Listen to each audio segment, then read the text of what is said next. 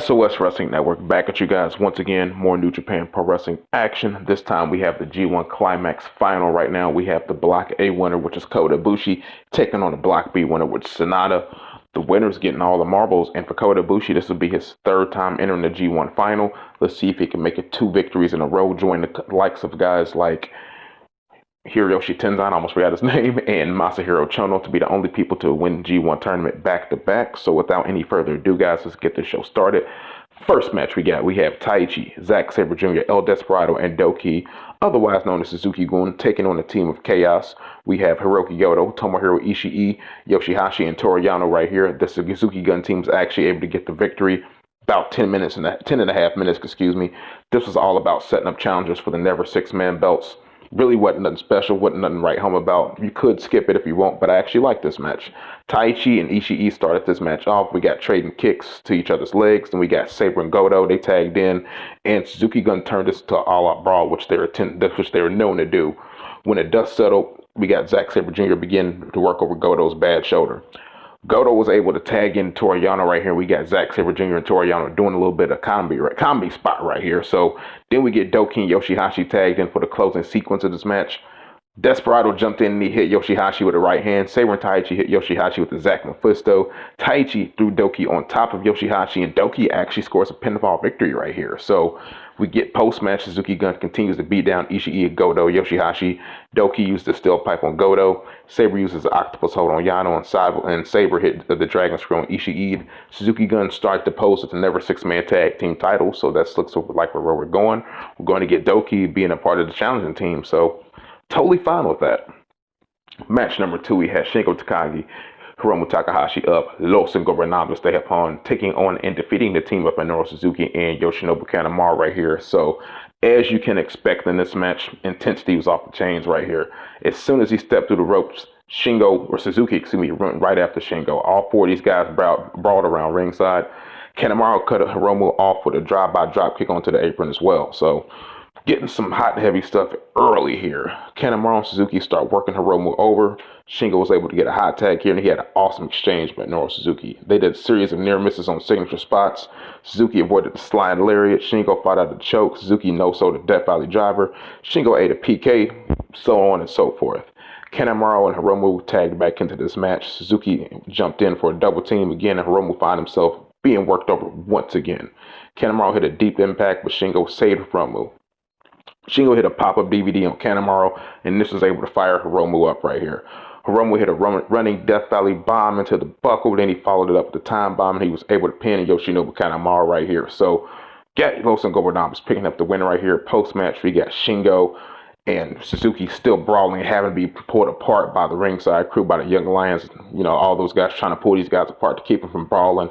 Hiromu also grabbed Kanemaru's junior heavyweight tag team belt as they pushed on the commentary. They were pushing on commentary that Hiromu and Bushi wanted Desperado and Kanemaru's junior tag team belt. So that's an interesting, topic that we'll talk about here later in different shows. So the next match we got on the show, guys, we had Hiroshi Tanahashi, Juice Robinson, Jeff Cobb, Master Wato with Hiroshi Tenzan defeating the Bullet Club team of Kenta, Jay White, Gedo, and Taiji Ishimori right here. So this match got very little time, and as a result of that, this was all action and basically a really, really fun match right here. So White T's starting off with Juice Robinson, but then he begged off. He actually tagged out right there. We got Ishimori and Wato starting this match off instead. Wato got cut off right away as the Bullet Club turned this right into a brawl right around the ringside area. We get Bullet Club working Wato over in their side of the ring. Jeff Cobb gets the hot tag. He hit White with a drop kick before both got tagged out. Get Tana and Kenta, they going heads up right now. Kenta blocked the sling bag, and he's able to tag Goto right here. Tana hit Goto with a dragon screw. White jumped in and he hit a dragon screw on Tana of his own. Cobb's able to press slam Jay White and Ishimori into Gedo right here. So Juice hit a plancha on Jay White. White hit a tornillo on Ishimori. Tana hit Gedo with a sling blade. Cobb followed it with a standing moonsault. Then Tanahashi used a cloverleaf to tap Gedo out right here. So also post-match, we get Tanahashi wanting to challenge Kenta for the United States Championship briefcase, so that's pretty interesting. During the missing intermission as well, Wrestle Kingdom was officially announced for January 4th and January 5th of 2021. So once again, we get 2 nights of Wrestle Kingdom. Going to be very exciting. Can't wait for that to happen. But we got a couple of shows to happen before January 4th and 5th, so we might as well talk about them. Next match we get right after the intermission, we get Will Ospreay and the Great Okan with the Beat Priestley. I believe they're calling their stable now the Empire, taking on and defeating Kazuchika Okada and showed in about 12.5 minutes right here. This match was a really decent showcase for Ospreay's new faction, the Empire. Okada went right after Ospreay while making his entrance, so that was a nice little wrinkle that Okada showed right there. They started brawling around his ring while Okan and Show were able to start this match off right here. Khan's using a variety of face rakes and chops to work Show over, and Ospreay gets tagged in for a couple quick spots here and there, but this is really mostly Okan during this match. Okan and Mr. Charge into the corner, allowing Show enough time to spear and get the tag out. Okada actually hit Khan with the running back elbow and a DDT. Khan tied Okada to the Tree of Woe, and he started using a series of stomps here. Okada is able to hit a sliding dropkick on Okada, then Ospreay, being the quote-unquote heel that he is wants to tag in, and he hits a pip Cheerio for the near fall on Okada himself. Okada and Ospreay trade strikes. Okada blocked a tiger kick and hit a dropkick before tagging out. Show went for the power breaker on Ospreay, but Ospreay escaped and went after Show's right knee. Ospreay took the ref, and Bea Priestley hit a dragon screw in the ropes on Show. So then Ospreay used a figure four. It's like an elevated figure four on Show, while Okan sent Okada to the mat with a claw slam. So this was really good to set up where we're going to get with Okada and Ospreay, which I think is probably going to happen at Wrestle Kingdom. That looks like where they're going with that. I could be wrong, but we'll see this here in the future. Next match we got, guys. I believe this is the penultimate match of the show. This is actually the penultimate match of the show. We have Bullet Club's Evil and Yujiro Takahashi with Dick Togo taking on and defeating Los Ingobernables de Japon's Tetsuya Naito and Bushi right here. We're not done with Naito and Evil, and this match just confirmed it. So I thought Kenta beating Naito on Saturday would maybe lead to something else. And maybe down the line, perhaps it will. But it looks like Evil is going to be the next challenger for Naito after this one. So this match began with Yujiro and Evil illegally doubling up on Naito. Naito made a comeback on Yujiro. Yujiro and Evil resorted to brawling on the floor to regain the advantage like they do because they're cowardly heels, even though I do love Yujiro, so no disrespect.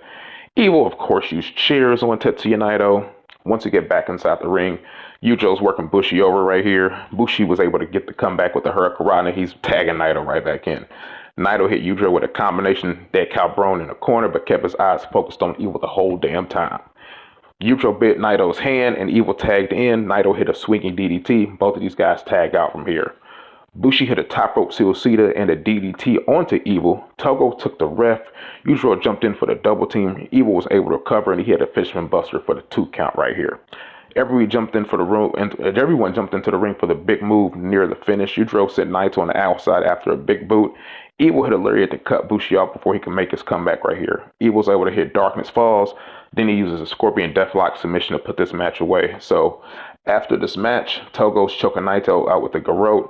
Evil then hit Naito with Everything Is Evil, and he was posing over him with both the belts. So once again, it looks like we're getting Evil versus Tetsuya Naito. Probably a power struggle because that's the next big tour that's coming up. So yeah, it looks like we're getting that once again. So then we have the main event of the show. We have Kota Ibushi defeating Sanada, 35 minutes and 12 seconds right here. They started this match off slow. They're sizing each other up. Ibushi's using a hammerlock and looked to be going after Sanada's arm for the start, trading a few holds here and there. Then after the few hold trading, they went to start the striking. Ibushi's left leg was taped up after his kick war with Taichi on Friday. And of course, Sanada's going to kick at this bad leg right here. So there was a really weird spot where Sanada went for a drop kick. Ibushi dunked under the drop kick but got caught by Sanada's forearm on top of his head. Ibushi rolled to the outside. It's kind of hard to say how much of a selling job this was or if Ibushi was legitimate hurt, but he kind of looked out of it a little bit. Bushi got back into the ring and they went back into trading holds on the mat right here. Sanada used an ankle lock. Then Bushi slapped on the STF because we got Masahiro Chono on the outside of the ring right here. From there, these guys returned to striking. You almost never see anyone call spots in New Japan, but you can see Sanada calling spots to Ibushi right here. It was kind of obvious. Sanada dropped Ibushi with a palm strike. Then Sanada used a figure four. Ibushi forced a break to the rope. Sanada dropped Ibushi with a forearm strike. Ibushi came back with a sunset flip into a standing moonsault for a close near fall. We're past the 15-minute mark here. This match hasn't even kicked in the second gear, if you ask me. Sanada rolls outside. Ibushi hit a plancha back in. Ibushi connects onto a springboard missile dropkick for another 2 count. Sanada hits a leapfrog dropkick and followed up with a plancha. Sanada tries to fire up the crowd from here. Ibushi's able to fight off a TKO. Sanada misses a moonsault. Ibushi hits a power slam.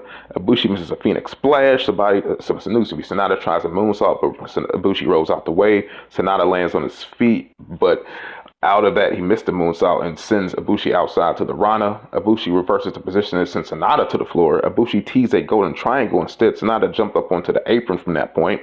Ibushi hit a double stop on the apron. Sanada can answer this with a magic screw off the apron to the floor. They teased a double count out to 23-minute spot, and they both made it back at the 18-second spot. So I thought that was cool. They did a striking sequence, both guys going after each other's necks with the forearm shots. Sanada hit one kick to the leg, then he hit a magic screw inside the ring for a near fall, close near fall. Sanada's able to lock him skull in here. Bushi powered out at the 25-minute mark. They called the 25-minute mark right as he's powering out. Sanada tries for a springboard drop kick, but Ibushi caught him coming off the ropes into a last ride. It was super sick. It was nice. Ibushi sold his leg on the landing and cannot follow up with the cover. Ibushi is able to hit a strike combination and another last ride for a near fall. Ibushi made the motion they be setting up for the Kamigoye from this point. Sanada drop kick Ibushi's legs, and Ibushi went for wrist control. Ibushi answered this with a lariat. Sanada ducked the right hand and hit him with a tiger suplex for a smooth 2 count. Sanada went for the TKO. Ibushi grabbed a dragon sleeper on the way down. Sanada reversed into his own skull in before using the spinning skull in. Then we got Sanada getting the full skull in with the body scissors on the mat. And like, I don't know why Sanada does this, but like an idiot, he gave up on a hold as the referee is about to drop Ibushi's arm on the 3rd time, and he's going for the moonsault. Sanada misses the moonsault, and Ibushi hits a high kick at the 30-minute call. We get Ibushi hitting a Bombaye for a near fall. Ibushi went for a Kamigoye. Sanada blocked it, and he hits a TKO right here. Sanada hit a moonsault to Ibushi's back. He went for the standard moonsault, but Ibushi's able to get his knees up. Well, actually, the first time he moved, this time he's actually able to get his knees up, so excuse me. Ibushi sold the damage to his bad leg, blocking a move right here. So Sanada got in the skull in. Ibushi walked the ropes and reversed the hold. They teased the lawn dart. Sanada got back into the skull in. Ibushi reversed it, and he hit a bastard driver for a great near fall. Ibushi went for the Kamigoye. Sanada is able to flip into a backslide from this point. Bushi powered out with the Kamigoye again. Sanada used the sunset flip. Bushi slid out. Sanada used a Japanese clutch for the closest near fall you'll ever see in your damn life. Sanada tries to skull in again. Ibushi hit a high kick, bicycle knee, and a Kamigoye for another extremely close near fall here. So this match is getting fucking great. Bushi hit the second Kamigoye for the 1-2-3. For the 2nd year in a row, Ibushi is the one to win G1 Climax. We get Masahiro Chono entering the ring, presenting the G1 Climax trophy to Kota Ibushi. They pose together in the ring for ringside photographers to take pictures as Kota Ibushi's holding back tears here. Ibushi cut a promo in the ring. He thanked the fans. He thanked Masahiro Chono. Ibushi said he can't wait for things to get back to the way they used to be with all the full buildings and everything. Bushi says he intends to win the IWGP Heavyweight Championship, and he intends to become God. So, show ended with streamers falling from the ceiling. Bushi closing with his G1 flag. After that, the post-match comments, we have Ibushi sitting at the table celebratory. Then we have Jay White. He enters the frame. They both drink Zima together. Jay White says Ibushi really in the winner and says sometime soon they're going to give Ibushi a briefcase to signify his win. Jay White says he's going to take that briefcase from Ibushi. Ibushi gave in his comments, he said he'll face Jay White anytime and anywhere. So that was the G1 final, y'all. Sorry, Jana could not join me for this because, you know, we gave a power episode, man. But it is what it is. Real life happens sometimes. And I was like, damn it, I'm still going to crank this out for us because we got to put this art out for the people, for the culture. We doing this for the culture, baby. So G1 Climax final. The Road to Power show, I believe, starts this week. At the end of the week, I think Friday. So be on the lookout for that. And yeah, guys, this is our G1 Climax final review. So like, share, subscribe, all that great stuff. It's your boy, Pro-Wrestling FLYGOD, Blunt to Naito, a.k.a. Stardust Shuyaku, representing the almighty SOS Wrestling Network. Yeah, and we are done, and I will check y'all out later. Until then, y'all already know what to do. Tranquilo.